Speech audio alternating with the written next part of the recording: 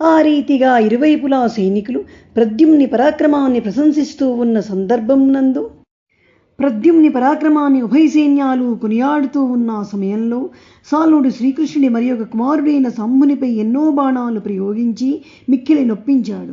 వెంటనే సంబుడు విల్లెక్కిడి సాల్వుని రొమ్ముపై 15 బాణాలు వేసి 20 వాడిగల బాణాలు వేసి వాడి సౌభక విమానం అల్లాడేటట్లు చేసినాడు.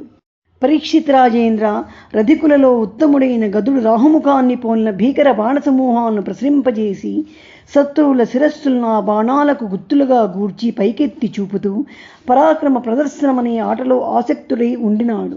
ఆ సమయంలో ఆకాశంలో దేవతా బృందాలు అతని పరాక్రమకేళిని తిలకిస్తూ ప్రశంసించసాగారు.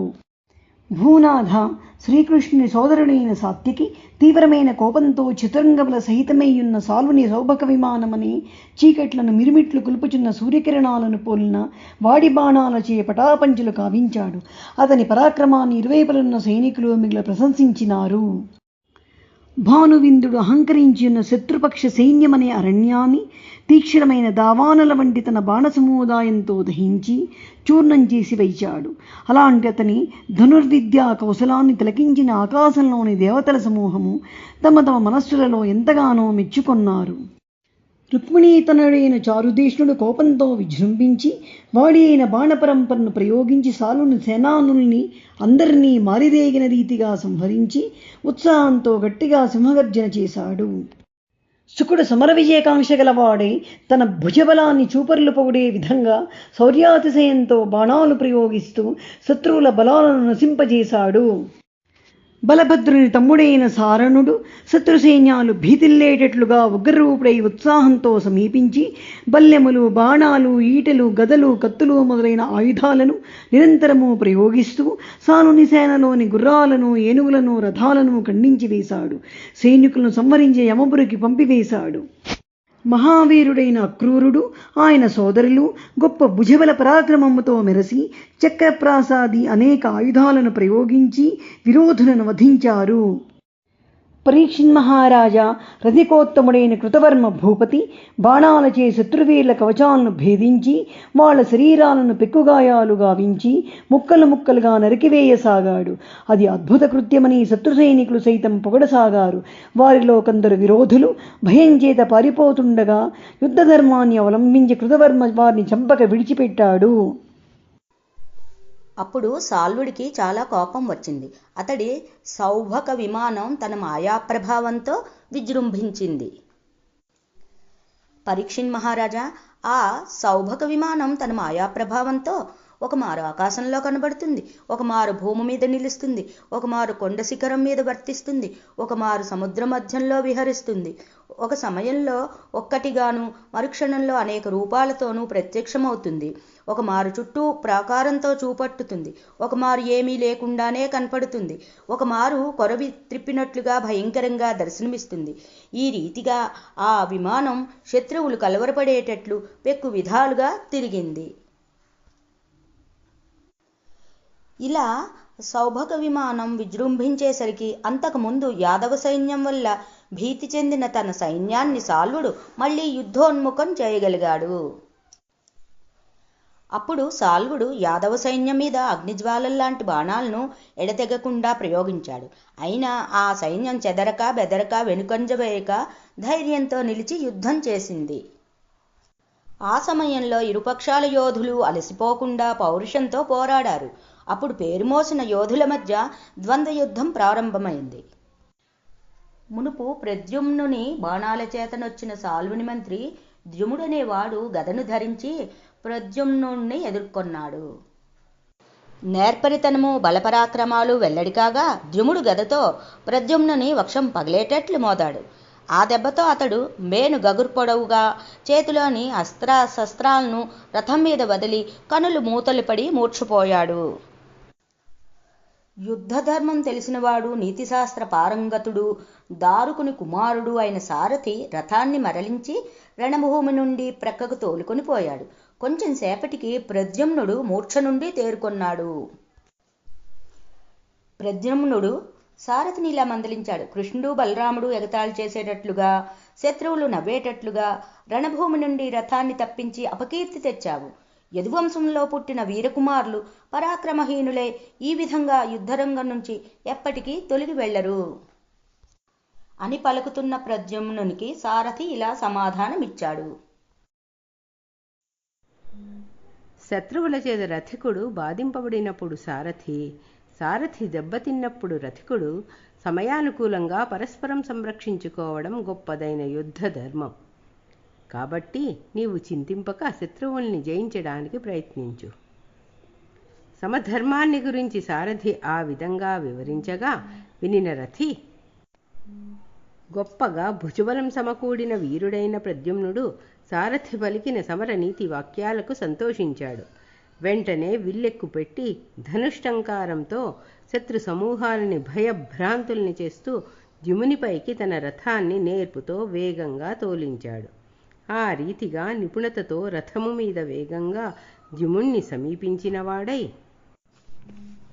రోషంతో ద్యుముడి శరీరాన్ని 8 బాణాలతో గాయాల పాలు చేశాడు. 4 బాణాలతో గుర్రాలను, 1 బాణం చేత సారథిని సంహరించాడు. 2 అమ్ములచే పతాకాన్ని ధనస్సును పొడిపొడి కావించాడు. చివరగా 1 పదునైన బాణంతో ద్యుముని కంఠాన్ని ఖండించాడు. ప్రద్యుమ్నుని వీర విజృంభణం చూసి సాంబుడు మొదలైన యోధవర్యులు ప్రద్యుమ్నుణ్ణి ఎంతో కొనియాడి పదునైన బాణజాలంతో తాటి పండ్లను నేలమీద ఒక్కుమ్మడిగా రాల్చిన విధంగా సాల్వుని సైనికుల శిరస్సులను వేగంగా ఖండించి వేశారు. ఆ విధంగా సాంబుడు మొదలైన యోధవరులు సాల్వుని సేనలను సంహరించిన వేళయందు సాల్వుని సేనలకు యాదవ సైన్యాలకు జరిగిన ఆ భీకర సంగ్రామంలో గుర్రాలు కూలిపడినాయి, ఏనుగులు కుప్పలుగా భూమిపై పడిపోయాయి, రథాలు పొడిపొడి అయిపోయాయి, భటులు నేలపై పడిపోయారు. ఆ సమయంలో భూతాలు, రక్కసులు, పిశాచాలు గుంపులై ఆనందంతో రక్తపానం చేస్తూ మాంసాలను నంజుకుంటూ ఎముకలు కొరుకుతూ జతలుగా కూడి చప్పట్లు తట్టుతూ మైమరిచి నాట్యం చేయసాగాయి. ఆ యుద్ధరంగంలోని గజసైన్యాలుండే యుద్ధభూమి ఒక సముద్రంలాగా గోచరిస్తూ ఉన్నది.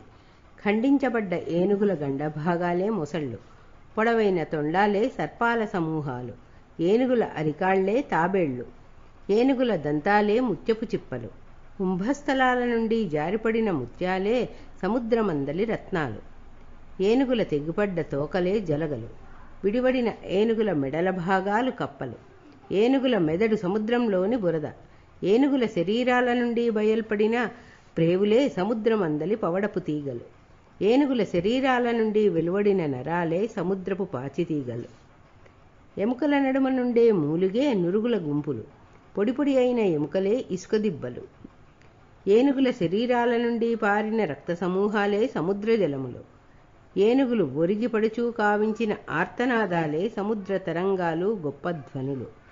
ఈ రీతిగా ఆ యుద్ధభూమి ప్రాంతం సముద్రంతో సరిపోలినదై గోచరించింది.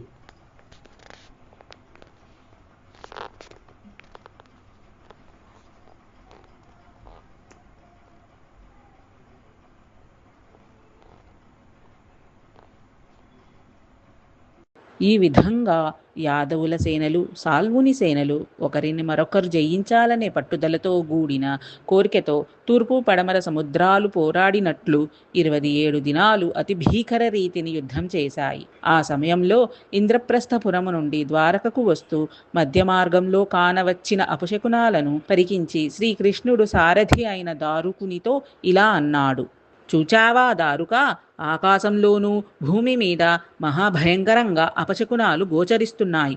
నేను ఇంద్రప్రస్థపురిలో కుదురుగా ఉంటూ ఉండగా గమనించి శిశుపాలుని స్నేహితులైన రాజులు కొందరు నా పట్టణాన్ని నశింపజేసే కపటోపాయంతో దండెత్తి వచ్చినట్లు తోస్తున్నది.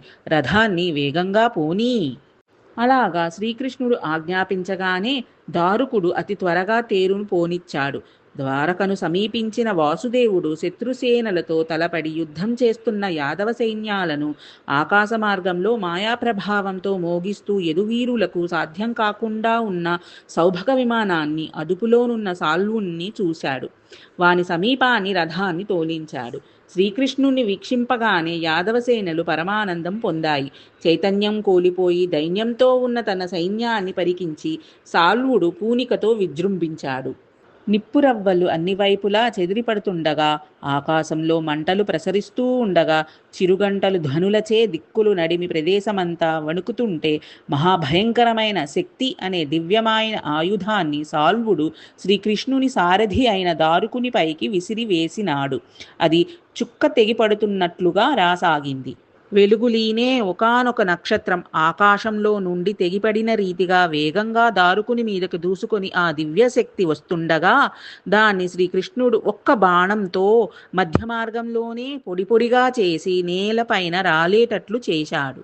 గొప్ప బాహుబల సంపన్నుడైన శ్రీకృష్ణుడంతటితో శాంతించక, మొక్కవోని పరాక్రమంతో కొరివి తిప్పినట్లుగా ఆకాశంలో భీకరంగా తిరుగుతూ చూడ శక్యంగాకుండా ఉన్న సౌభక విమానాన్ని, అందులో ఉన్న సాల్వుణ్ణి, మిక్కిలివాడైన సూర్యకిరణాల వంటి పదునైన 16 బాణాలు బాగా నాటుకునేటట్లుగా ప్రయోగించాడు.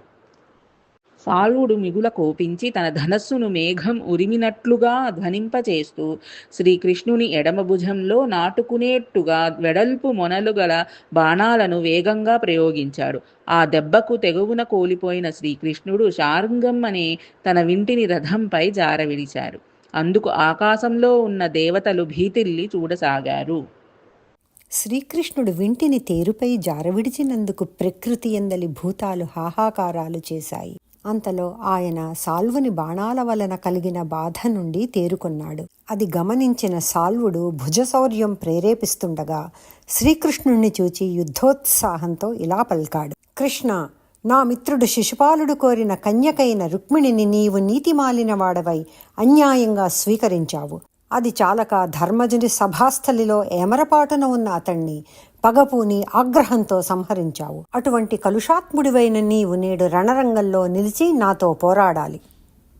కలుషాత్ముడవైన నీవు యుద్ధరంగంలో అధైర్యంతో పారిపోక భుజబలంతో నా ఎదుట ధైర్యంగా నిలబడగలిగినట్లయితే, నా మిత్రుణ్ణి సంహరించిన పాపానికి పరిహారంగా నిన్ను నా యొక్క కర్కశ బాణాగ్నిజ్వాలలలో ముంచివేసి పగ తీర్చుకుంటాను. ఆ విధంగా బీరాలు పలికిన సాల్వుని మాటలకు శ్రీకృష్ణుడు చిరునవ్వు నవ్వి ఇలా అన్నాడు: ఓరీ మూఢుడా, బల పరాక్రమాలు గల సూర్యుని వలె ప్రేలుతున్నావు. నీకు చావు మూడిన సంగతిని గుర్తించలేకుండా ఉన్నావు అని పలికి తన గదను గిరగిర త్రిప్పి ఒడుపుగా వానిపై విసిరాడు. ఆ విధంగా శ్రీకృష్ణుడు గదాయుధాన్ని సాల్వునిపై విసిరివేసిన తర్వాత అప్పుడు శ్రీకృష్ణుని గదాఘాతం చేత తన నోటి నుండి ముక్కు నుండి రక్తం స్రవిస్తూ ఉండగా సాల్వుడు తీవ్రంగా మూర్ఛపోయాడు. కొంతసేపటికి మెల్లగా తేరుకున్నవాడై అక్కడ నిలవకుండా వెంటనే సౌభుకంతో పాటు మాయమైపోయాడు. ఆ విధంగా సాల్వుడు విమానంతో కూడా అదృశ్యమైపోయిన సందర్భంలో ఆ సమయంలో ఆకాశం నుండి ఒకానొక మనుష్యుడు దుఃఖిస్తూ శ్రీకృష్ణుని వద్దకు వచ్చాడు. అతడు శ్రీకృష్ణుని పాదకమలాలకు వందనము చేసి ఇలా విన్నవించాడు: దేవా, వసుదేవుణ్ణి క్రూరుడైన సాల్వుడు బంధించి తెచ్చాడు. దేవదేవ, ఈ విషయాన్ని మీకు తెలిపే నిమిత్తం తల్లి దేవకీదేవి నన్నిక్కడకు పంపింది అని చెప్పగా శ్రీకృష్ణుడు తండ్రి ఎడగల ప్రేమాధిక్యం చేత తీవ్రమైన విషాదానికి లోనయ్యాడు.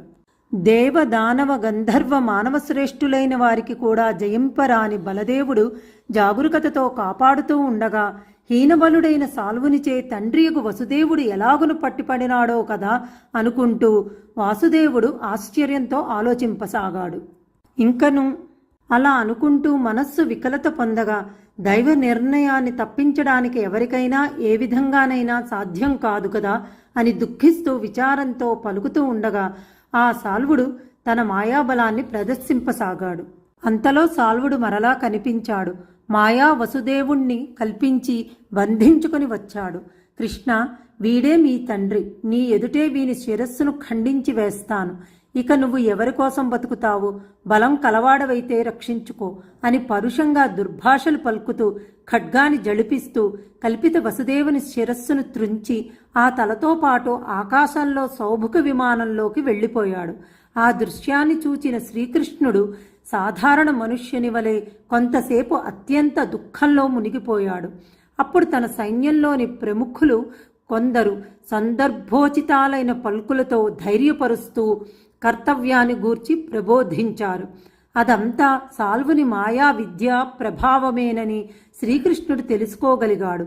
అంతలో వసుదేవుడు పట్టుబడినాడని చెప్పిన దూత, ఆ మాయా కళేబరము మాయమైపోయాయి. ఆ సమయంలో మునీంద్రులు కొందరు మాయావిముక్తుడు, జయశీలుడు, విష్ణుస్వరూపుడు, కమలదళనేత్రుడు అయిన శ్రీకృష్ణుని వద్దకు వచ్చి భక్తియుక్తులై వినయంతో ఇలా విన్నవించారు.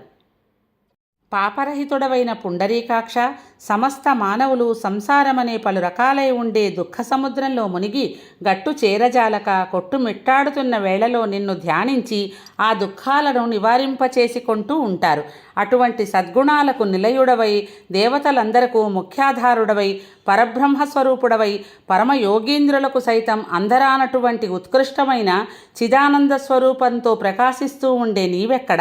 అల్పులైన వారి మనస్సుల్లో ఆవిర్భవించే భయం, మోహం, శోకం మొదలగునవి ఎక్కడ? నిజంగా నీవు వాటికి అతీతుడవు కదా అని ఈ విధంగా సన్నుతించి ఆ మునీశ్వరులు తమ దారిన తాము వెళ్ళిపోయారు. శ్రీకృష్ణుడు తన మీద వాడి బాణాలు ప్రయోగిస్తూ ఉన్న సాల్వుణ్ణి సంహరింప నిశ్చయించాడు. అందువల్ల వర్షధారల వంటి తీవ్రమైన బాణజాలంతో ఆకాశాన్నంతటినీ కప్పివేసి శీఘ్రంగా అతని కిరీటంలోని రత్నాన్ని, వాని ధనస్సును, కవచాన్ని భేదించి వేశాడు. శ్రీకృష్ణుడు జగద్విఖ్యాతమైన వీర విజృంభణ గల అమితమైన శక్తితో ఆకాశం నిండా మెరుగులు ప్రసరించేటట్లుగా తన గొప్ప గదను అమిత వేగంగా త్రిప్పి విసిరివేసినాడు. అలా శీఘ్రంగా విసిరివేసి త్రిపురాల లాంటిది గొప్ప మాయాప్రభావం కలది అయిన సౌభక విమానాన్ని పొడిపొడి గావించి కూల్చివేశాడు.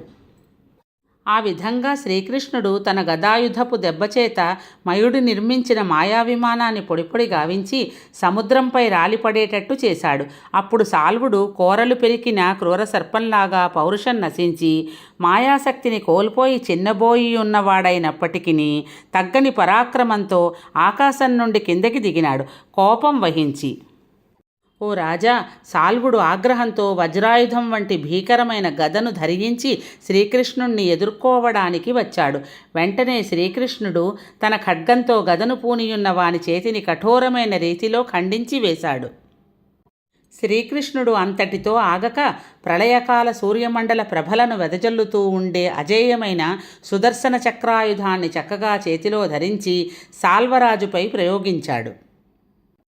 దేవేంద్రుడు వజ్రాయుధం చేత వృత్రాసురుణ్ణి సంహరించిన విధంగా శ్రీకృష్ణుడు సుదర్శన చక్రం చేత మకుటమణి కాంతుల చేత ప్రకాశిస్తూ ఉన్న సాల్వుని శిరస్సును శౌర్యంతో శీఘ్రంగా ఖండించి వేశాడు. ఈ ప్రకారంగా శ్రీకృష్ణుడు కపటి అయిన సాల్వుణ్ణి, అతని సౌభక విమానాన్ని ధ్వంసం చేయటం తెలుసుకొన్నవాడై దంతవక్త్రుడు ఆ వాసుదేవునిచే సంహరింపబడిన తన మిత్రుడగు పౌండ్రక వాసుదేవునికి, తన అన్నయ్యగు శిశుపాలునికి, స్నేహితుడైన సాల్వునికి వరుసగా పరలోక క్రియలు చక్కగా నిర్వర్తించాడు. అనంతరం అతిభీషణమైన ఆకారంతో శ్రీకృష్ణుని మీదికి యుద్ధసన్నద్ధుడై వెళ్ళాడు. దంతవక్త్రుడు పండ్లు పటపట కొరుకుతూ, బిగ్గరగా అరుస్తూ, కన్నుల నుండి మెణుగురులు రాలుస్తూ, కాలితాపులచే నేల వణికేలాగున నడుస్తూ, గదను గిరగిర త్రిప్పుతూ, వేసవియందలి సూర్యబింబంలాగా తీవ్రంగా మండిపడుతూ శ్రీకృష్ణుని మీదికి విజృంభించాడు. అతి వేగంగా తన మీదకు వస్తున్న దంతవక్తుని చూసి కృష్ణుడు కూడా ఉత్సాహంతో యుద్ధోన్ముఖుడై వెంటనే రథం దిగాడు. ఉగ్రాకారుడైన గదచేతిలో పట్టుకొని శత్రువైన దంతవక్తుడిని ఎదురుగా వెళ్ళాడు. దంతవక్తుడు విజృంభించి అట్టహాసం చేస్తూ చేతిలోని గదను భయంకరంగా తిరుపుతూ కృష్ణుడి వైపు చూసి అవహేళనగా ఇలా అన్నాడు. ఆహా కృష్ణ, ఈనాడు నా అదృష్టవశత్తు నీవు నా కంటపడ్డావు. నీవు నా మిత్రులందరినీ వధించి నాకు ద్రోహం చేశావు. నిన్ను మేనమామ కొడుకు అని కూడా మన్నించను. బంధురూపంలో ఉన్న పగవాడివి. మాకు ద్రోహివని నిన్ను శరీరంలో పేరుకుపోయిన భయంకర వ్యాధిని ఔషధంతో పోగొట్టే వైద్యునిలాగా నా గదాదండంతో వధించి యమపురికి పంపిస్తాను. నా మిత్రుల రుణం తీరుస్తానని దంతవక్త్రుడు కృష్ణుణ్ణి నిందించాడు. అలాగ దుర్భాషలాడుతూ దంతవక్త్రుడు తన గదాదండంతో శ్రీకృష్ణుని తలపై మోదినాడు. అంకుశం పోటుచే ఆగ్రహించిన మదపుటేనుగులాగా కోపగించిన శ్రీకృష్ణుడు వజ్రాయుధం వంటి తన గదాయుధాన్ని వేగంగా గిరగిరా త్రిప్పివేసి దంతవక్త్రుని వక్షస్థలాన్ని పగలగొట్టాడు. ఆ దెబ్బకు వాడు కుప్పకూలి రక్తం క్రక్కుతూ పడిపోయాడు. దంతవక్త్రుడు శరీరమంతా అతలకుతలమైపోగా నెత్తురు క్రక్కుతూ పర్వతాకారం వంటి దేహంతో దొర్లుకుంటూ నేల మీద పడ్డాడు. జుట్టంతా చిక్కుపడేటట్లు తన్నుకుంటూ చివరకు ప్రాణాలు విడిచాడు. అప్పుడు దంతవక్త్రుని శరీరం నుంచి ఒక సూక్ష్మ తేజము బయటికి వచ్చి శ్రీకృష్ణునిలోని ప్రవేశించింది. అది చూసిన అందరూ ఆశ్చర్యపోయారు.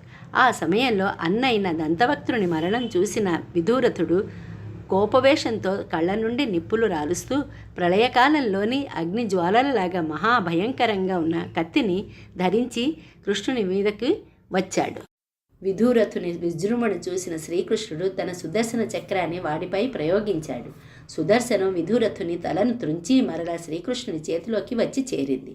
మహాబలశాలి శౌర్యవంతుడైన కృష్ణుడు శోభకశాలుని, శిశుపాలుణ్ణి, దంతవక్త్రుని, విదూరథుని వారి సోదర సమూహాన్ని వధించి శత్రుశేషం లేకుండా చేశాడు. అప్పుడు మహదాశ్చర్యము పొందిన వారై మానవులు, మహర్షులు, యోగులు, దేవతలు, రాక్షసులు, గరుడలు, నాగులు, సిద్ధులు, సాధ్యులు, గంధర్వులు, ఆకాశచారులైన కిన్నరులు, కింపురుషులు శ్రీకృష్ణుని అద్భుతమైన మహిమను స్తోత్రం చేశారు.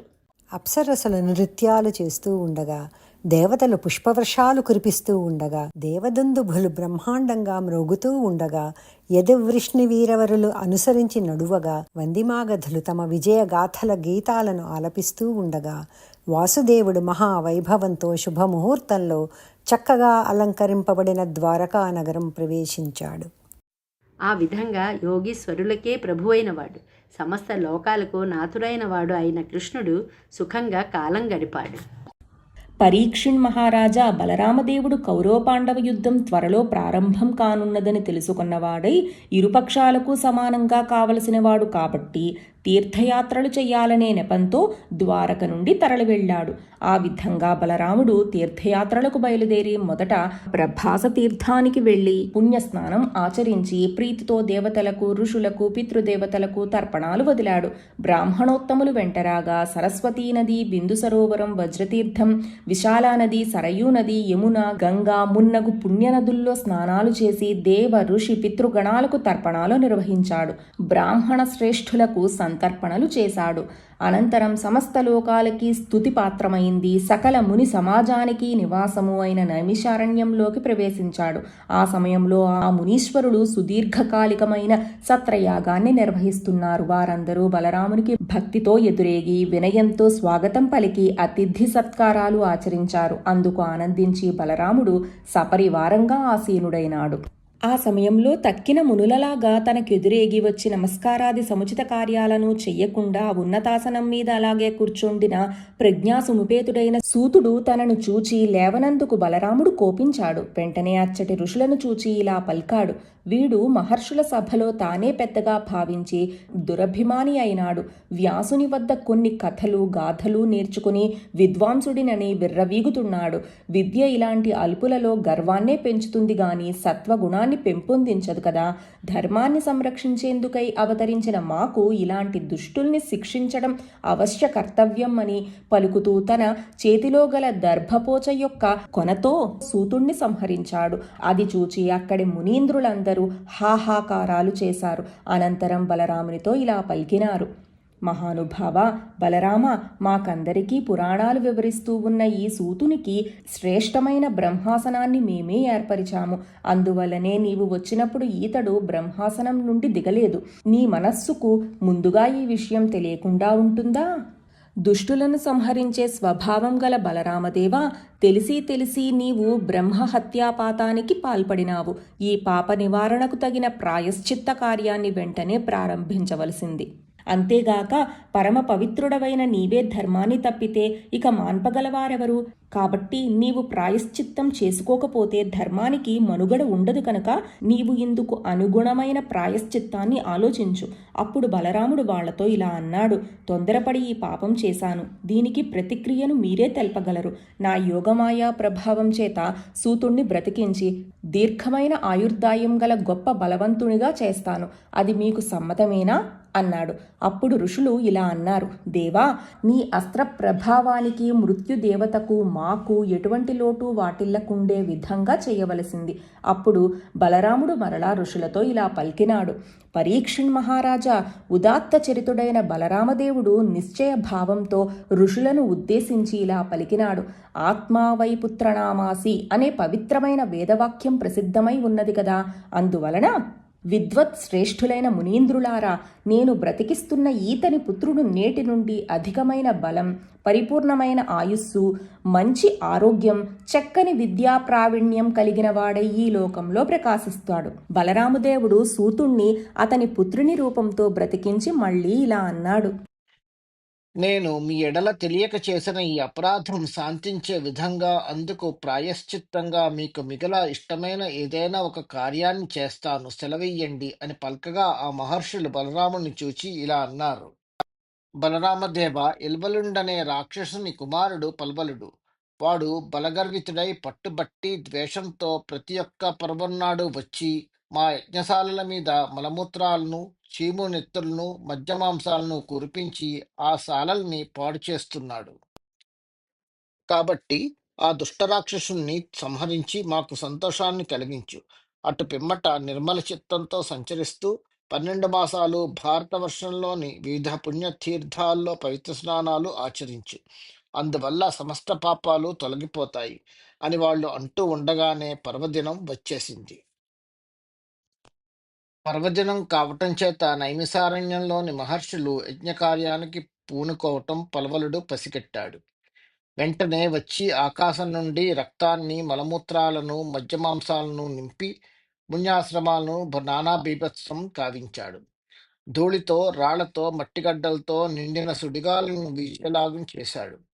కాటుక కొండను పోలిన నల్లని భారీ శరీరం, క్రొత్తగా ఒలిచిన చర్మాన్ని వస్త్రంగా చుట్టుకుని, ఎర్రని గడ్డం, మీసాలు కలిగి, పెద్ద ముక్కు, మిడుగుడ్లు, నిప్పులు విరజిమ్మే చూపులు, వ్రేలాడుతున్న పెదవులు, మిగుల పొడుగైన భీకరమైన నాలిక కలిగి, ముడివడిన కనుబొమ్మలతో అమిత భయం గొల్పుతూ ఆకాశంలో సంచరిస్తూ ఉండిన ఆ పల్వలుణ్ణి బలరాముడు చూచాడు.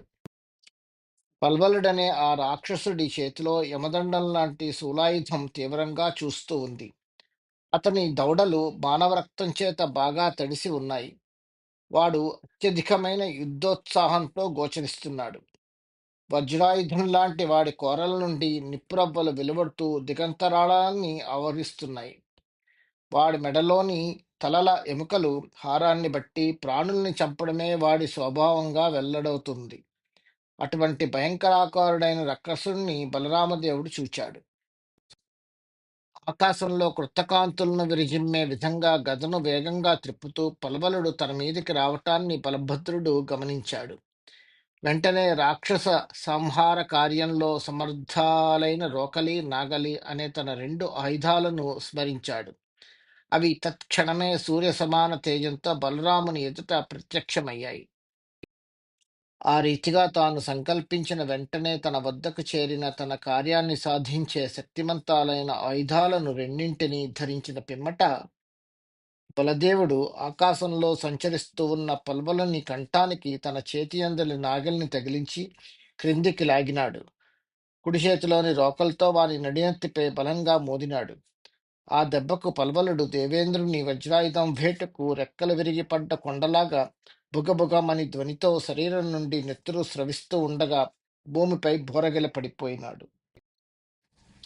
ఆ విధంగా బలరాముని చేతిలో పల్వలుడు మృతునందిన పిమ్మట పై విధంగా పల్వలుడు కూలిపడటం చూచి వృత్రాసురుణ్ణి సంహరించిన దేవేంద్రుణ్ణి దేవతలు వినిపించిన విధంగా నైమిసారణ్య మునీశ్వరులు బలదేవుణ్ణి అనేక రీతిలా ప్రస్తుతించారు.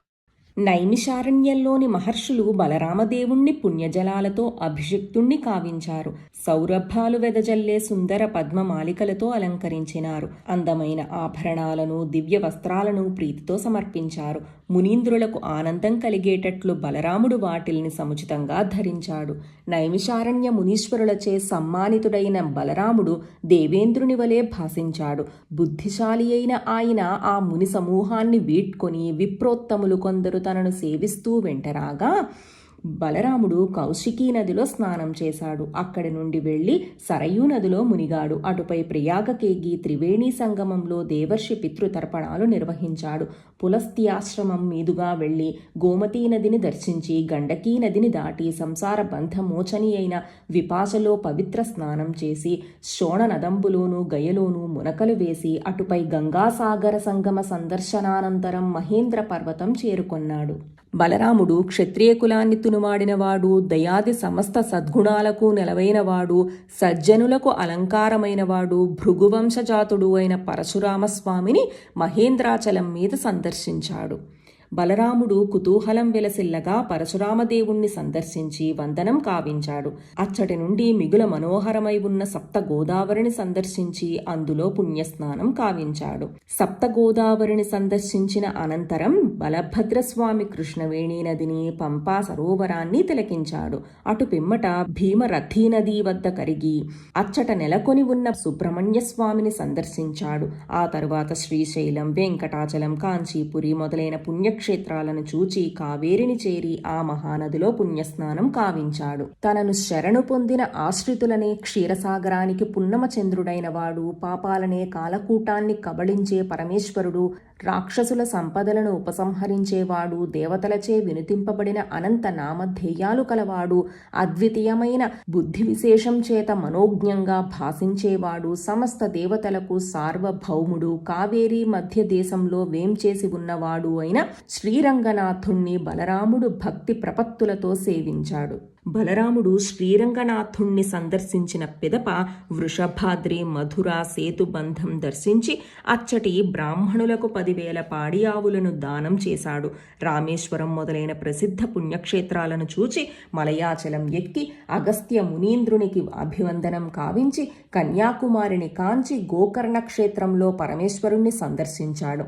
తాపి, పయోష్ణి, నిర్వింధ్య నదులను దాటి దండకారణ్యంలో ప్రవేశించి క్రమంగా మళ్లీ ప్రభాస తీర్థం చేరినాడు. కౌరవ పాండవ యుద్ధంలో సమస్త రాజులు హతులయ్యారని, భీమ దుర్యోధనులు గదాయుద్ధానికి సన్నద్ధులవుతున్నారని ప్రభాస తీర్థమందలి బ్రాహ్మణుల వల్ల తెలుసుకున్నాడు. అందువల్ల వారిరువురిని ఆ గదాయుద్ధం నుండి నివారించేందుకు ఆ ప్రదేశానికి వెళ్ళాడు. బలరాముడు భక్తితో తనకు నమస్కరించిన శ్రీకృష్ణుణ్ణి, పాండవులను చూచి కూడా పలుకరింపలేదు. గదాయుద్ధానికి సంసిద్ధులవుతున్న భీమ దుర్యోధనుల దగ్గరికే సరాసరి వెళ్ళాడు. బలరాముడు భీమ సుయోధనులను చూచి దగ్గరకు వెళ్ళి వాళ్లతో ఇలా అన్నాడు: వీరశ్రేష్ఠులారా, మీలో ఒకడు భుజబలంలో అధికుడు, మరొకడు అభ్యాస సంపదలో శ్రేష్ఠుడు. అందువల్ల మీరిద్దరూ గదాయుద్ధంలో సమాన బలశాలులు. కనుక మీలో ఎవరూ ఎవరినీ గెలవలేరు. అలాంటప్పుడు ఊరక యుద్ధం చెయ్యడమెందుకు అని వారించాడు. ఆ హితవచనాలు వాళ్లకు రుచించలేదు. అందుకు కారణం వాళ్ల మనసుల్లో మెదులుతూ ఉన్న పాత పగలు ప్రతిజ్ఞలును. అందువల్ల వాళ్ళిరువురు పట్టుదలతో, పౌరుషంతో పోరాడటానికి నిశ్చయించుకున్నారు. వీళ్లకు మేలు కీడులు ఎలా జరగవలసి ఉంటే అలా జరుగుతాయి అని నిర్ణయించుకొని బలరాముడు ద్వారకకు మరలినాడు. ఉగ్రసేనాది బంధువుల బృందాలు ఎదురు వచ్చి బలరామదేవునికి స్వాగతం పలికారు. ఆయన అచ్చట కొంతకాలం ఉండి మళ్లీ సపరివారంగా నైమిషాటవికి వెళ్ళినాడు. అక్కడ ఋషీశ్వరుల అంగీకారంతో ఒక యజ్ఞాన్ని నిర్వహించాడు. భూరి దక్షిణలతో ఋత్విక్కులను తదితర బ్రాహ్మణుల్ని సంతోషింపజేశాడు. యజ్ఞం చివర ధర్మపత్ని రేవతీదేవితోనూ బంధుజనులతోనూ కూడి అవభృత స్నానాన్ని చక్కగా ఆచరించాడు. బలరామదేవుడు పుష్పమాలికలను ధరించి చందనపు మైపూతతో, వినూత్న భూషణాలతో, రత్నాంబరాలతో పున్నమచంద్రుని వలె ప్రకాశిస్తూ బంధువుల నేత్రాలనే తెల్ల కలువుల సమూహానికి పరిపూర్ణమైన వికాసాన్ని ప్రసాదించాడు. మిక్కిలి తెల్లని కీర్తి కలిగి భాసిస్తూ అమిత వైభవంతో విరాజిల్లసాగాడు. ఆదిశేషుని అవతారమైనవాడు, మహామహిమోపేతుడు, మాయామానుష వేషధారి, అమిత బలశాలి అయిన బలరామదేవుడు మహావైభవంతో ద్వారకను ప్రవేశించి అచ్చట సుఖంగా ఉన్నాడు అని చెప్పి శుక మహర్షి పరీక్షిత్తుతో ఇలా అన్నాడు: మాయామానుష స్వరూపుడు, గొప్ప భుజబలం కలవాడు, హలాయుధుడు అయిన బలరామస్వామి నిర్వహించే ఆశ్చర్యకరాలైన కార్యాలు ఎన్నో ఉన్నాయి. చతుర్ముఖ బ్రహ్మకు కూడా వాటిని ఇన్నని లెక్క పెట్టడం సాధ్యం కాదు అని శుకయోగీంద్రుడు పరీక్షిన్ మహారాజుతో చెప్పాడు. అని శుకమహర్షి పల్కగా పరీక్షిత్ ఇలాగంటున్నాడు. కమలదళాక్షిని అంతులేని పరాక్రమ ప్రశస్తిని గురించి, గుణగణాలను గురించి 1000 మార్లు విన్నా మనస్సుకి తృప్తి కలగదు. ఆ విష్ణుదేవుని కథా వైభవాన్ని ఒక్క పర్యాయం వింటే చాలు. కాముని బాణాలచే పీడింపబడినవాడు సైతం మళ్ళీ మళ్ళీ వినకుండా ఉండలేడు. అంతేకాకుండా మునిచంద్ర, ఈ లోకంలో శ్రీహరిని పూజించే చేతులే చేతులు, ఆయనకు నమస్కరించే శిరస్సే శిరస్సు, ఆ చక్రధారియందు లగ్నమైన మనస్సే మనస్సు, ఆ లక్ష్మీనాథుణ్ణి చూచే కన్నులే కన్నులు, ఆ మురారిని స్తుతించే నోరే నోరు, శాశ్వతుడైన ఆయన దివ్య కథలను వినే చెవులే చెవులు అయి విలసిల్లుతూ ఉంటాయి. మౌనీంద్ర, శ్రీహరి పాదతీర్థాన్ని సేవించడంలో ఆసక్తి కలిగి ప్రకాశించే పరమభాగవతుని అవయవాలే అవయవాలు. ఆ పరమేశ్వరుణ్ణి గూర్చి విశదంగా తెలియజేయ కోరుతున్నాను. అలా అడిగిన పరీక్షిత్తుని చూచి శుకుడు సంతోషంతో ఇలా అన్నాడు. రాజేంద్ర, శ్రీకృష్ణుని బాల్యమిత్రుడైన కుచేలుడు అనే బ్రాహ్మణుడు అభిమానధనుడు, గొప్ప విజ్ఞాని, రాగద్వేషాలు లేనివాడు, పరమశాంతమూర్తి, ధర్మమార్గతత్పరుడు, జితేంద్రియుడు, బ్రహ్మవేత్త, తనను తన కుటుంబాన్ని దారిద్ర్యం బాధిస్తూ ఉన్న ఇతరులనెవ్వరినీ యాచించి ఎరుగడు. తనంత తానుగా న్యాయంగా తనకు లభించిన చిన్న కాసును కూడా 10,000 బంగారు మొహరీలుగా భావించి ఏదో ఒక రీతిగా భార్యాపుత్రులను పోషిస్తూ ఉండినాడు. ఇలా ఉండగా కుచేలుని పత్ని పతివ్రతా శిరోమణి ఉత్తమ వంశంలో జన్మించినట్టిది. బిడ్డలు ఆకలితో నకనకలాడుతూ ఎండిన పెదవులను నాలుకతో తడుపుకుంటూ చేతుల్లో ఆకుదొన్నెలు పట్టుకుని ఒకనాడు తన వద్దకు వచ్చి అమ్మా పట్టెడన్నం పెట్టమని అడుగగా ఆ మాటలకు ఆమె మిక్కిలి బాధపడి భర్తను సమీపించి దుఃఖపడుతూ ఇలా వేడుకొన్నది. జీవితేశ్వర, ఇంటిలో పెళ్ళుగా పేదరికం తాండవిస్తూ ఉంది. దీన్ని నివారించే సదుపాయాన్ని మీరు ఆలోచించుకున్నారు కదా అని మనవి చేసి మళ్ళీ భర్తతో ఇలా పలికింది. ఆమె తన ప్రాణేశ్వరునితో ఇంకా ఇలా విన్నవించింది. మీ బాల్యమిత్రుడైన ఆ శ్రీకృష్ణదేవుణ్ణి సందర్శించండి. ఆయన కరుణాకటాక్షమనే సూర్యకాంతిచే దారిద్ర్యమనే చీకట్లో మ్రగ్గిపోతున్న మమ్మల్ని ఉద్ధరించండి. మరియును భక్తవత్సలుడు, వరప్రసాది, ఆర్తరక్షకుడు, లక్ష్మీవల్లభుడు, దయాసముద్రుడు, భగవానుడు అయిన శ్రీకృష్ణుడు యాదవ బృందాలు తనను సేవిస్తూ ఉండగా ద్వారకాపురిలో విరాజిల్లుతూ ఉన్నాడు కదా. ఒక్కసారి వెళ్ళి ఆ సర్వసమర్థుడైన ప్రభువును సందర్శించండి. ఆ దేవదేవుడు మిమ్మల్ని చూస్తే చాలు, ఆ క్షణమే మీకు అంతులేని సంపదలను తప్పక అనుగ్రహిస్తాడు. కలలో కూడా తనను ఎన్నడూ స్మరించని పాపాత్ముడే అయినా ఆపద వచ్చిన వేళలో ఒక్కసారి ఆ ఆర్తశరణ్యుని పాదపద్మాలను మనసారా స్మరిస్తే చాలు, అట్టివాణ్ణి సైతం ఆ భగవానుడు కనికరిస్తాడు. అవసరమైతే తనను తాను సమర్పించుకోగలడు. అటువంటి దయామయుడు సుస్థిరమైన భక్తిభావంతో నిత్యమూ తనను ఆరాధించే వారికి గొప్ప గొప్ప ఐశ్వర్యాలను ఇయ్యకుండా ఉంటాడా? తన ఇల్లాలు చెప్పినట్లుగా శ్రీకృష్ణుణ్ణి సందర్శించటానికి వెళ్లటం ఇహపర సాధకం కాగలదని భావించి కుచేలుడు తన భార్యతో ఇలా అన్నాడు. నీవు చెప్పినట్లు శ్రీకృష్ణుని పాదపద్మాలను ఆశ్రయించడం మనకు శుభప్రదమైనదే. కానీ ఆ చక్రపాణికి సమర్పించటానికి మన వద్ద ఏమైనా కానుక ఉందా చూడు. అవును, నిజమే కదా అని పలికి కుచేలుని భార్య కొన్ని అటుకుల్ని అతని చినిగిన ఉత్తరీయపు కొంగున ముడివేసి ప్రియంగా పతిదేవుణ్ణి సాగనంపింది. ఆ విప్రోత్తముడు గోవిందుణ్ణి దర్శింపబోతున్నాననే ఉత్సాహంతో పయనం సాగించాడు. ఆ విధంగా కృష్ణుడిని చూడాలనే కోరికతో వెళుతూ ఆ కుచేలుడు తన మనస్సులో ఇలా ఆలోచించసాగాడు. ద్వారకకు వెళ్తూ దారిలో కుచేలుడు తనలో ఇలా తలపోశాడు. ద్వారకలోనికి ఎలా వెళ్ళగలను? అత్యంత ప్రభావవంతమైన అంతఃపురంలో ఉన్న శ్రీకృష్ణుణ్ణి ఎలా చూడగలను? ఒకవేళ ద్వారపాలకులు నీవెక్కడి బ్రాహ్మణుడు అని, ఇక్కడికెందుకు వచ్చావని నన్ను అడ్డగిస్తే నేనేమి చేయగలను? వారికి ఏదైనా బహుమానం ఇద్దామన్నా నేను కటిక దరిద్రుణ్ణి. ఇంతకు నా అదృష్టం ఎలా ఉందో! అయినా ఆ కృష్ణుని అనుగ్రహమే అన్నింటికీ మూలం. ఆ స్వామి నన్నెందుకు ఉపేక్షిస్తాడు? ఇలా అనుకుంటూ కుచేలుడు రాజమార్గాన్ని బట్టి ముందుకు సాగిపోయాడు. కుచేలుడు అలా వెళ్ళి కొన్ని వీధులు గడిచి అక్కడ వేల కొలది అంగనలతో ప్రకాశిస్తూ ఉన్న సుందర సమున్నత మణిమయ స్వర్ణ సౌధాలను చూచి కుచేలుడు పరమానందం చెందాడు. అతని కళ్ళల్లో ఆనంద బాష్పాలు జాలువారాయి. ఒకానొక వధూమణి మందిరంలో మగువలు వింజామరులు వీస్తుండగా హంసతూలికా తల్పం మీద సతీమణితో సరసాలాడుతున్న మన్మథుడైన మనోహర సౌందర్యమూర్తి శ్రీకృష్ణుణ్ణి దర్శించాడు. కోమలమైన నల్ల కలువల వంటి శ్యామల వర్ణం కలవాడు, దేవేంద్రుని చేత సైతం పొగడబడేవాడు, దయకు నిలయమైనవాడు, ప్రకాశించే చెక్కిళ్ళు కలవాడు, కౌస్తుభాన్ని ధరించినవాడు, అర్థులకు కల్పవృక్షం వంటివాడు, సౌందర్యమూర్తి, దేవతలకు దిక్కైనవాడు, సింహమధ్యముడు, సమస్త లోకాల చేత పూజింపబడేవాడు, చక్రాయుధుడు, జగత్తులో పేరెన్నిక గన్నవాడు, గరుడవాహనుడు, పీతాంబరధారి, ఆదిశేషునిపై శయనించేవాడు, అరవిందాక్షుడు, మకర కుండల భూషణుడు, మధుర భాషణుడు, సాటిలేని మేటి సౌందర్యం కలవాడు, పాలసముద్రంలో విహరించేవాడు, సుగుణ సాంద్రుడు, యాదవ కులమనే సాగరానికి చంద్రుడు అయిన శ్రీకృష్ణుడు ఆయనకు కనిపించాడు. కుచేలుడు కృష్ణుణ్ణి సమీపించాడు. నిరంతర దారిద్ర్య పీడితుడు, కృశించిన అంగములు కలవాడు, చినిగిన వస్త్రములను ధరించినవాడు, ఆశాపూరిత చిత్తుడు, హాస్యానికి స్థానమైనవాడు అయిన కుచేలుణ్ణి అల్లంత దూరంలో చూడగానే కృష్ణుడు గబగబా పాన్పు నుండి దిగాడు. శ్రీకృష్ణుడు ఆదరాభిమానాలతో కుచేలునికి ఎదురుగా వెళ్ళి అతన్ని కౌగిలించుకున్నాడు. అనురాగం ఉట్టిపడేలాగు స్వాగతం పలికి ఆప్యాయంగా తోడ్కొని వచ్చి తన పాన్పు మీద కుచేలుని కూర్చుండబెట్టాడు. కుచేలుడు కూర్చున్న తర్వాత శ్రీకృష్ణుడు బంగారు కలశంలోని నీళ్లతో అతని పాదాలను కడిగాడు. ఆ జలాన్ని భక్తితో శిరస్సు మీద చల్లుకున్నాడు.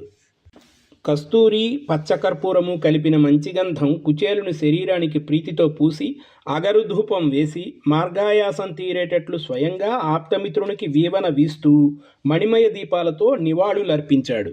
కుచేలుని సిగలో పూలదండలు ముడిచి కర్పూర తాంబూలమిచ్చి గోదానం చేసి ఆదరపూర్వకంగా స్వాగతం చెప్పాడు. కుచేలుని శరీరం పులకించింది. కన్నుల నుంచి ఆనందాశ్రువులు స్రవించాయి. శ్రీకృష్ణుని పట్టపురాణి రుక్మిణి కరకంకణాలు గల్లు గల్లు మనగా వింజామర వీచింది. ఆ చల్లని గాలికి కుచేలుని మార్గాయాసం తీరింది. ఈ దృశ్యాన్ని అంతఃపుర కాంతలు చూచి విస్మయంతో ఇలా అనుకున్నారు: ఈ భూసురోత్తముడు మునిపటి జన్మలో ఎట్టి తపస్సు చేశాడో! యోగి జనవంజుడైన పంకజనాభుని పాన్పు మీద అధివసించాడు. ఎంతలేసి మునివర్యులు సైతం ఈ మహానుభావునికి సాటి రారు కదా. అంతేకాక ఎంత ఆశ్చర్యం! శుతిమెత్తని తల్పం మీద ఉన్న రుక్మిణీదేవి పొందు వదిలి వెళ్ళవలసి వచ్చిందే అని తలపోయకుండా శ్రీకృష్ణుడు తటాలున పాన్పు దిగి ఆ పేద విప్రుడికి ఎదురు వెళ్ళి ఆహ్వానించి సంతోషంతో కౌగిలించుకుని తెచ్చి తన తల్పం మీద కూర్చుండబెట్టి సకలోపచారాలు చేసి పరితుష్టుణ్ణి చేశాడు. శ్రీకృష్ణుడి వినయం చూస్తూ ఉంటే ఆ మిత్రుడెవరో కానీ ఎంతటి అదృష్టవంతుడై ఉండాలి అని కాంతలందరూ సంభాషించుకుంటున్న సమయంలో శ్రీకృష్ణుడు కుచేలుని చేతిని తన చేతిలోనికి తీసుకుని నిమురుతూ, మిత్రమా, గురుకులంలో విద్యను అభ్యసించినప్పుడు మనం ఎన్నెన్ని పనులు చేశాం, ఎంత చక్కగా చదువుకున్నాం అని ఆనాటి విషయాలు కొన్ని గుర్తు చేసి ఇంకా ఇలా అన్నాడు: విప్రోత్తమ, వేదాధ్యయన సంపన్నులైన సద్వంశీకుల గృహంలో జన్మించిన సుగుణవతిని పెండ్లాడావు కదా. ఆమె తన సత్ప్రవర్తనతో నీకు సరిసమానురాలిగా మెలుగుతోంది కదా. నిన్ను చూస్తూ ఉంటే నీ మనస్సు ఇంటి మీద కానీ, భూములపైన కానీ, ధనం మీద కానీ, కడకు భార్యాపుత్రులపైన కానీ నిలిచినట్లు కనిపించడం లేదు. నేను లోకుల కోసం కర్మాచరణం చేస్తూ ఉన్నట్లు గృహస్థువు కాబట్టి గృహధర్మం పాటిస్తున్నావా? ఉత్తమ జ్ఞాన సంపన్నులు తమ మనస్సులలో కామమోహాది గుణాలకు లోను కాకుండా చేయవలసినంత వరకే కర్మాచరణ చేస్తూ ఉంటారు. వారు ఇహలోక సంబంధాలను మనస్సులో పెట్టుకోక ఆత్మనిష్టలో పరమాత్మను దర్శించుకుంటూ ఉంటారులే. ఇంకో విషయం కుచేలా, గురువుగారి మందిరంలో మనం నివసించినప్పుడు ఆయన చెప్పిన సమస్త విషయాలు నేర్చుకుని ప్రజ్ఞగల విద్యావంతులమయ్యాం. ఆ విషయాలన్నీ గుర్తున్నాయా, లేక అప్పుడే మర్చిపోయావా? అంతటితో ఊరుకోక కృష్ణుడు గురువైన సాందీప మహర్షి గొప్పదనాన్ని, వైదుష్యాన్ని, వాత్సల్యాన్ని ప్రసంగించదలచి ఇలా అన్నాడు: కుచేలా, పండితోత్తముల చేతనే వినితింపబడే అసామాన్య విద్యావంతుడు మన గురువు. సాందీపుడు బ్రాహ్మణులలో ఉత్తమోత్తముడు. ఎప్పుడూ సత్కర్మలు చేయడంలోనే నిమగ్నుడైన వాడు. బ్రహ్మానందాన్ని అనుభవించే భక్తాగ్రేసరుడు. అజ్ఞానమనే అంధకారాన్ని పోగొట్టే దేదీప్యమానమైన దీపం వంటివాడు. గురువు అంటే అర్థం ఇదే కదా. సర్వజనులకు విజ్ఞానాన్ని ప్రసాదించే లోకగురుడనై ఉండి కూడా నేను గురుసేవలోని మహాత్మ్యాన్ని లోకులకు తెలియచెప్పడానికే పరమ శ్రద్ధాభక్తులతో గురువును సేవించాను. అందుచేత లోకంలో గల బ్రాహ్మణులందరికీ అత్యంత ఆప్తుడనై సకల వర్ణాలకు సమస్త ఆశ్రమాలకు ఉత్తమమైన జ్ఞానాన్ని ప్రసాదించేవాడినై శ్రేష్ఠుడగు గురువర్యుడినై సర్వత్రా శాశ్వతంగా ప్రకాశిస్తూ ఉంటాను. సమస్తానికి గురువర్యుడనైన నా ఉపదేశాన్ని అంగీకరించి నా పాదపద్మాలను ధ్యానించుటయందే అమితమైన ఆసక్తి కలవారు ఈ సంసార సాగరాన్ని శీఘ్రంగా దాటి మోక్షాన్ని పొందుతారు. అన్ని వర్ణాలలోనూ ఆశ్రమాలలోనూ అలాంటి వారలే పరమార్థాన్ని తెలిసిన పండితులు. సమస్త ప్రాణులలోనూ ఆత్మ అయి ఉన్న నేను తపస్సు, వ్రతాలు, యజ్ఞాలు, దానాలు, ఇంద్రియ నిగ్రహం మున్నగు ఆచరణల వల్ల అంతగా సంతోషించను. మరేమంటే భక్తితో గురువర్యుణ్ణి సేవించే వారిని చూచి ఎంతో సంతోషిస్తాను. ఈ విధంగా పలికి శ్రీకృష్ణుడు కుచేలునితో ఇంకా ఇలా అన్నాడు. మనం గురువుగారి ఇంట్లో ఉన్న కాలంలో ఒకనాడు గురుపత్ని ఆజ్ఞానుసారము వంటకట్టెలు తీసుకుని రావటానికి అడవికి వెళ్ళాము. అది గుర్తుంది కదూ?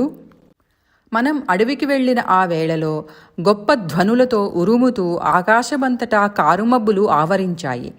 గాలి వాన గొప్ప వేగంతో వీచి అడవిలోని వివిధ జంతు సమూహాలను నిలువనీయకుండా చెల్లాచెదురు చేశాయి. వర్షధారలు దిగ్గజాల తొండాలంత పరిమాణంతో పడుతూ భూమిని ముంచివేశాయి. సూర్యకిరణాలను మించిన కాంతితో ప్రకాశిస్తూ మెరుపులు మిరుమిట్లు కొలిపాయి. అంతలో సూర్యుడు అస్తమించగా చీకట్లో ఎంతో దట్టంగా అలుముకొన్నాయి. ఏ వస్తువు కూడా కంటికి కనబడటం లేదు. అటువంటి ఆ జడివానలో మనమిద్దరం తడిసి ముద్దయిపోయి బయలు ప్రదేశం గాని, సందుగానున్న చోటు గాని, ఎత్తు గాని, పల్లం గాని, లోతులేని ప్రదేశం గాని, లోతు కల ప్రదేశం గాని గుర్తింప వీలు కాకుండిన ఆ వాననీటిలో ఆ చీకటి రాత్రిలో మనం ఒకరి చేతిని మరొకరు గట్టిగా పట్టుకుని ఆ అడవిలో నడిచాం కదా. నిరంతరం వీస్తూ ఉన్న తీవ్రమైన ఆ చలిగాలులకు మన దేహాలు వణకితొడిగాయి. అందువల్ల మనం దారి తెలియక దిక్కుతోచక ఆ అడవిలో అటునిటూ సంచరింపసాగాము. అలా సంచరిస్తూ ఉండగా ఎట్టకేలకు సూర్యోదయం అయింది. తెల్లవారగానే పక్షుల కలకలధ్వనులు అంతటా వ్యాపించాయి. సూర్యుడు ఉదయింపగానే ధవళ కాంతులు దిక్కులందు అంతటా నిండిపోయాయి. అప్పుడు మన గురువర్యుడైన సాందీపుడు మనలను వెతుకుకుంటూ అడవికి వచ్చాడు. వాన నుండి చలి నుండి కొంచెం తేరుకుని ఉన్న మనల్ని చూచి చింతిస్తూ ఈ విధంగా అన్నాడు. అయ్యో శిష్యులారా, మా కోసమై ఈ విధంగా అడవికి వచ్చి చాలా బాధపడినారు. దీనివల్ల మీరు గురురుణం తీర్చుకున్నవారు అయినారు. కనుక ఇకపై మీకిరువురకు అతిశయించిన ధన, బంధు, దార, బహుపుత్ర సంపదలు, దీర్ఘాయురున్నతులు, విజయశ్రీలు సమకూరగలవు. అలాగ దీవించి సాందీపని వాత్సల్యంతో మనలను తన మందిరానికి పిలుచుకుని వెళ్ళాడు. ఈ సంగతులన్నిటినీ నీవు ఎప్పుడైనా మనసులో తలుచుకుంటూ ఉంటావా అని అంటూ శ్రీకృష్ణుడు కుచేలునితో మళ్ళీ ఈ విధంగా పలికాడు. పుణ్యాత్మ, మనం గురుకులంలో వేదాధ్యయనం చేస్తూ ఉండిన దినాలలో పరస్పరం స్నేహంతో వాత్సల్యంతో చేసిన పనులన్నిటినీ నీవు మరచిపోలేదు కదా అని మాధవుడు తను చిన్ననాటి ముచ్చట్లను ఉదాహరిస్తూ పలికిన మధుర వాక్యాలను విని కుచేలుడు సంతోషించిన వాడై ఇలా అన్నాడు. నిర్మల చరిత్రుడవైన పద్మనాభ, విద్యాభ్యాసం నిమిత్తమై మనం గురువుగారి గృహంలో నివసించిన కాలంలో సంతోషంతో ఆచరింపని కార్యాలంటూ ఉన్నాయా? అవి అలా ఉండని ఇప్పుడు నేను మనవి చేసేది చిత్తగించు. శ్రీకృష్ణదేవా, ఈ మూడు లోకాలకు గురువర్యుడవైన నీకు కూడా మరొక గురువు దగ్గర చేరి అధ్యయనం చెయ్యటం, నీవు ఆయనకు శిష్యుడివి కావటం, ఇదంతా చూస్తే లోకులకు ఆదర్శంగా ఉండేందుకై నీవు లోకాన్ని అనుకరించటమే కాని వేరొకటి కాదు కదా. కుచేలుడు సాభిప్రాయంగా పలికిన పలుకులు విని సమస్త భావవేత్త అయిన శ్రీకృష్ణుడు వాటిలోని ఆంతర్యాన్ని గ్రహించాడు. చిరు నగవుచే అందగించిన ముఖకమలం కలవాడై, మిత్రమా, నీవిచ్చటికి వస్తూ భక్తిభావంతో నాకేమి కానుక తీసుకుని వచ్చావు? నీవు తెచ్చిన ఆ కానుక కొంచెమైనా సరే దాన్ని 10,000 రెట్లుగా స్వీకరిస్తాను. నాయందు భక్తి లేని నీచుడు మేరు పర్వతమంతటి పదార్థాన్ని తెచ్చి ఇచ్చినా అది నాకు ప్రియమైనది కాజాలదు. మిత్రమా, నిశ్చలమైన భక్తిభావంతో నన్ను సేవించే జనులు పత్రమైన, పుష్పమైన, ఫలమైన, నీటినైనా సరే నాకు సమర్పిస్తే దాన్ని రుచికరమైన ఆహారంగా స్వీకరించి పరమ ప్రీతితో ఆరగిస్తాను అని శ్రీకృష్ణుడు పలికిన వినయంతో కూడిన పలుకులకు కుచేలుడు ఎంతో ఆనందించాడు. కాని తాను తెచ్చిన అటుకులను శ్రీకృష్ణునికి అర్పించజాలక సంకోచిస్తూ తలవంచి మౌనంగా ఉండినాడు. శ్రీకృష్ణుడు తన దివ్యచిత్తంతో కుచేలుని రాకకు గల కారణాన్ని తెలుసుకున్నాడు. పూర్వజన్మలో ఈ భూసురుడు ఐశ్వర్యం కోసం నన్ను సేవించలేదు. ఇప్పుడు తన భార్య సంతోషం కోసం నా వద్దకు వచ్చాడు.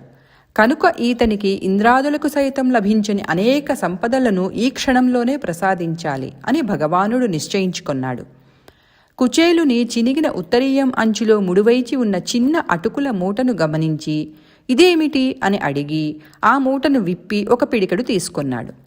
నాకు ఈ సమస్త లోకాలకు సంతృప్తినీయటానికి ఇవి సరిపోతాయి అని తలంచి కృష్ణుడు వాటిల్ని ఆరగించాడు. శ్రీకృష్ణుడు పిడికెడు అటుకులను ఆరగించిన పిదప కుతూహలంతో కుచేలుని ఉత్తరీయం కొంగులో ఉండే మూటలో ఇంకొక పిడికెడు అటుకులు తీసుకుంటూ ఉండగా అప్పుడు రుక్మిణీదేవి తన పతిదేవుని హస్తాన్ని గట్టిగా పట్టుకొనింది.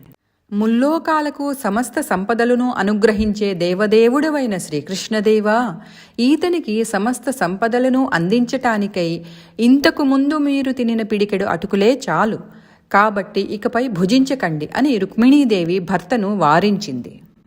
కుచేలుడు ఆ రాత్రి శ్రీకృష్ణుని మందిరంలో ఎంతో రుచికరాలైన అనేక ఆహార పదార్థాలను ఆరగించాడు. మెత్తని పాన్పుపై నిద్రించాడు. తాను గొప్ప స్వర్గ భోగాన్ని పొందిన భాగ్యవంతుడిగా భావించాడు. తెల్లవారగానే అతడు కాలోచిత కృత్యాలను నిర్వర్తించుకుని తన ఊరికి బయలుదేరాడు. శ్రీకృష్ణునిచే కొంత దూరం సాగనంపబడి వెళుతూ గోవిందుణ్ణి సందర్శించినందువల్ల కలిగిన అతిశయించిన ఆనందంతో తన మనస్సులో ఇలా అనుకోసాగాడు. నేను ఈ తరుణంలో పుణ్యాల రాశి, ప్రశాంత స్వభావుడు, అచ్యుతుడు, సర్వవ్యాపకుడు, బ్రాహ్మణ హితం కోరేవాడు, జ్ఞానస్వరూపుడు, పరాత్పరుడు అయిన పురుషోత్తముణ్ణి కన్నులారా కనుగొనగలిగాను. నిజంగా నేను చేసుకున్న పుణ్యం ఎంత గొప్పదో కదా. కుచేలుడు తన మనస్సున ఇంకా ఈ రీతిగా భావించాడు. నిరుపేదనైన నేనెక్కడా? జగదీశ్వరి అయిన శ్రీదేవికి నిత్య నివాసమైన వాసుదేవుడెక్కడా? ఆ నందనందనుడు నన్ను తన తోబుట్టువుతో సమానునిగా భావించి అనురాగంతో కౌగిట చేర్చినాడు. దేవునిగా భావించి తన పాన్పుపై కూర్చుండ చేసి పరిచర్యలు కావించాడు. ఆయన పత్ని నాకు వింజామర వీచి నా బడలికను పోగొట్టింది.